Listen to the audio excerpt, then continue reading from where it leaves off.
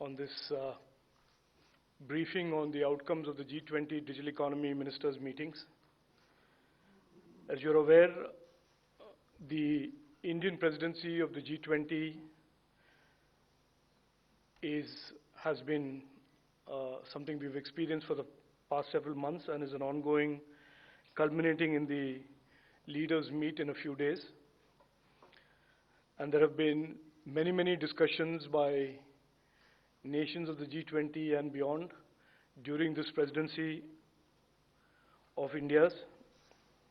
And I certainly want to share with you and brief you on one area that the G20 presidency of India has certainly spent a lot of time talking about and gaining wide acceptance, which is the issue of technology and the ongoing growth and expansion of the digital economy. Over the several rounds of digital economy ministers meetings, there has been extreme awareness building and consensus around the three topics that shaped or that were in the agenda of the digital economy ministers meetings. The first one being the digital public infrastructure. Second, cyber security in the digital economy. And the third, digital skills.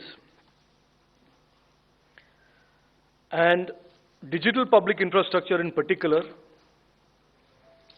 I think it is a very safe thing to say today that there has been, for the first time ever, a global consensus and what ought to be the definition, the framework and the principles of digital public infrastructure.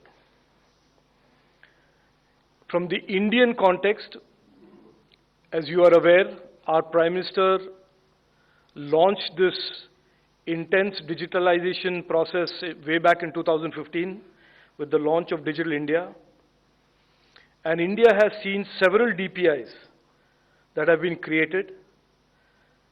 And I can safely say that the DPI conversations today that are being held across the world and have in a sense being amplified by these G20 conversations is an exciting conversation, has gained momentum in the context of this presidency, Indian presidency of the G20. India is now a case study, a nation that has employed and deployed technological tools for progress and growth. And this is increasingly being seen by countries that have lagged behind as a way to follow India's lead, taking the India DPI, an open source digital infrastructure, and using this to create the same impact that India has.